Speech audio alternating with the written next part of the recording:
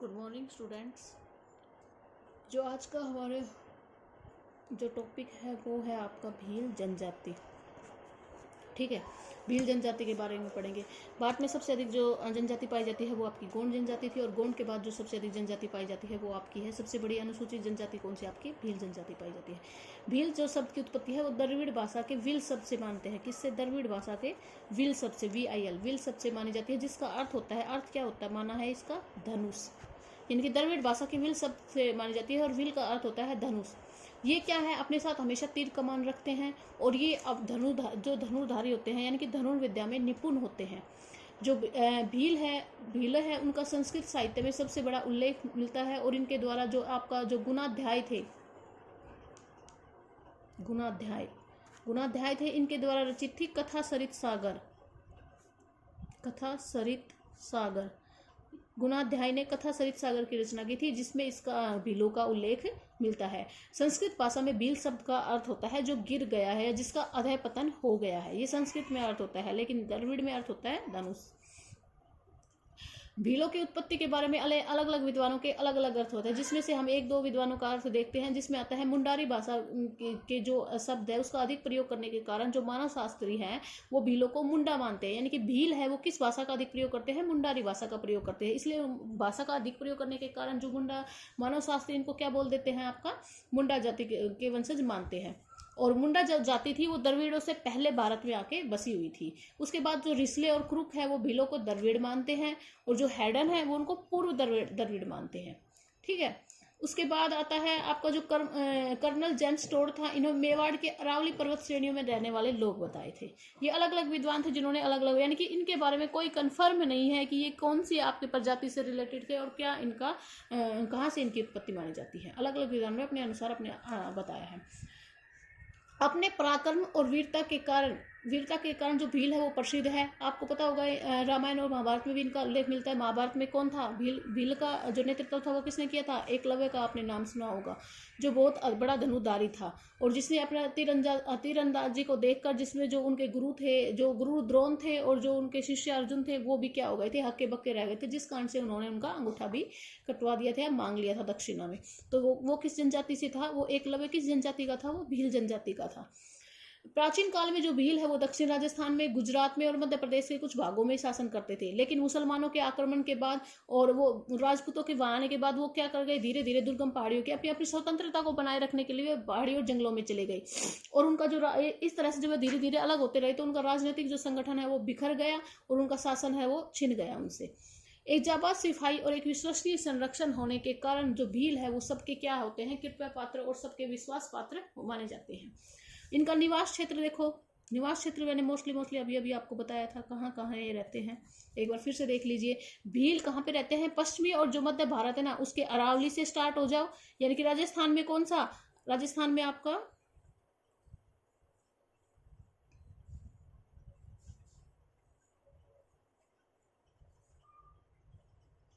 ठीक है, राजस्थान में कौन सा? अरावली वाला पार्ट हो जाएगा आपका। अरावली के बाद कौन सा? विंध्यन और सतपुड़ा पर्वत है। ठीक है, अरावली, विंध्यन और सतपुड़ा पर्वतों में ये लोग रहते हैं। और इस प्रकार जो भीलों का निवास क्षेत्र है वो दक्षिण राजस्थान हो गया, गुजरात हो गया, मध्य प्रदेश हो गया आपका, और कुछ भाग इसका महाराष्ट्र भी आता है, यानी कि उत्तर वाला पार्ट जो महाराष्ट्र है यार। और इसके अलावा ये जो भील है कुछ है वो आंध्र प्रदेश में और कर्नाटक में भी माने जाते हैं। इनके बाद आती है इनकी भौगोलिक दशाएं। थर्ड पॉइंट आता है आपका भौगोलिक दशाएं।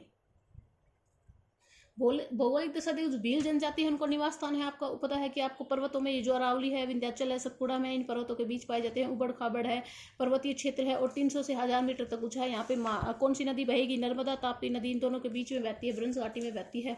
तो नर्मदा और ताप्ती नदी बहती है, और अनेक सहायक नदियां बहती है वो भूमि कटाव करती है, भूमि अप्रदन करती है और गहरे खड्डे आपका बना देती है। यहाँ की जलवायु कैसी है? उष्ण कटिबंधीय मानसूनी है, जो ग्रीष्म ऋतु में जो औसत तापमान आपका 35 डिग्री चला जाता है, और जो आपका सर्दियों में तापमान है वो 18 डिग्री सेल्सियस तक पाया जाता है।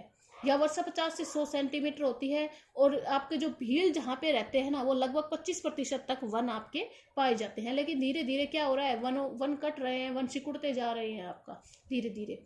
और इस क्षेत्र में जो मिट्टी के अपरदन, वनों के कम होने के कारण मिट्टी के अपरदन की समस्या है वो बढ़ती जा रही है। यहाँ की जो मिट्टी है वो लाल पथरीली है, और कछारी जो नदी वाला पार्ट है उसमें कछारी मिट्टी आपकी पाई जाती है। और यहाँ पे जो वृक्ष पाए जाते हैं, महुआ, सागवान, आम, बांस, टिमरू, पलास आदि के वृक्ष आपके पाए जाते हैं। फोर्थ आपका आता है शारीरिक लक्षण। शारीरिक लक्षण, ये छोटे कद के हष्ट पुष्ट होते हैं और इनका रंग हल्के भूरे से गहरे काला रंग का होता है। इनके बाल चिकने होते हैं, लेकिन बाल बिल्कुल क्या होते हैं, सीधे होते हैं। और इनके जो नथने होते हैं नाक के, वो फूले हुए होते हैं। चेहरा इनका चौड़ा होता है, सिर गोल होते हैं इनके, और इनकी दाढ़ी मूछ कम होती है, और शरीर पर भी बाल इनके कम होते हैं। अब आता है व्यवसाय। व्यवसाय में देखो कि आरंभ में जो ये आप क्या थे, घुमक्कड़ प्रवृत्ति के भील थे, यानी कि अपना जीवन यापन घूमकर, पशुचारण कर कर, संग्रहण कर कर, आखेट कर कर ये अपना जीवन पर निर्भर करते थे। किंतु वर्तमान में ये लोग क्या है, स्थायी कृषक बन गए हैं। इनके द्वारा जो पहाड़ी भागों पर की जो कृषि की जाती है उसको तो क्या बोला जाता है आपका, छिमाता। छिमाता क्या है, छिमाता आपकी पहाड़ी भागों पर कृषि।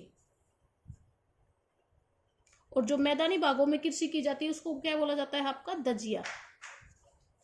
मैदानी भागों में कृषि, ठीक है, मैदानी भागों में क्या की जाती है, ये कृषि की जाती है। परिवार के भरण पोषण के लिए लोग क्या करते हैं, चावल, मक्का, मोटे अनाज, सब्जियां तथा पशुओं के लिए चारा फसल उगाते हैं।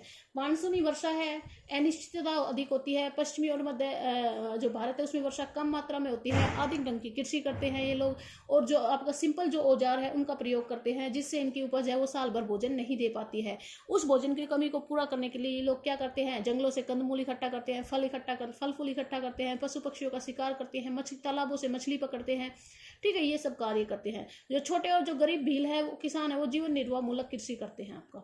जबकि जो बड़े जोत वाले जो आपके समृद्ध किसान होते हैं वो क्या करते हैं, तंबाकू, मूंगफली और कपास की खेती करते हैं। इनका भोजन देखो, 6 पॉइंट आता है आपका भोजन। भोजन में क्या है, इनका मुख्य भोजन है वो मोटे अनाज होता है, जैसे मक्का हुआ, ज्वार, बाजरा, चना, मूंग, उड़द और कुटकी होता है, ठीक है। और ये सब्जियां, कंदमूल और जंगली फल भी आपके खाते हैं। उत्सव और जो प्रतिभोज होते हैं उसके अवसर पर ये मीठे चावल बनाते हैं, और मेहमानों को ये गेहूं की रोटी खिलाते हैं। और ये आपने राबड़ी, छाछ और आटे को उबाल कर जो राबड़ी बनाई जाती है उनका मुख्य मतलब खाद्य पदार्थ माना जाता है। विवाह में मदिरा पान का प्रचलन होता है। और जो लोग निकटवर्ती नगरों में चले गए हैं उनका जो खान पान है वो अन्य लोगों की तरह होता है, यानी कि जो वहां बाहर निकल गए हैं वो उनका अन्य लोगों की तरह होता है। फिर आता है आपके वस्त्र व आभूषण।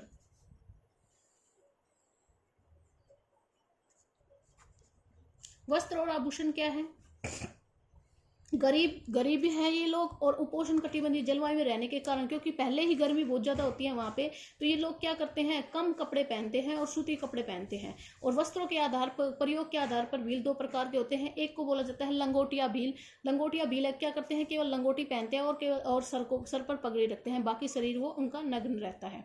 और स्त्रियां है लहंगा और आपका क्या बोलते हैं, अंगी पहनती है। उसके बाद आता है पोतादा भील। ये भील क्या करते हैं, कुर्ता, घुटनों तक ऊंचा कुर्ता पहनते हैं और धोती डालते हैं। स्त्रियां ब्लाउज और घाघरा पहनती हैं, ठीक है। आप इसके अलावा जो अविवाहित लड़कियां होती हैं वो घाघरा और ब्लाउज पहनती हैं, उनको साड़ी पहनने की इजाजत नहीं होती है।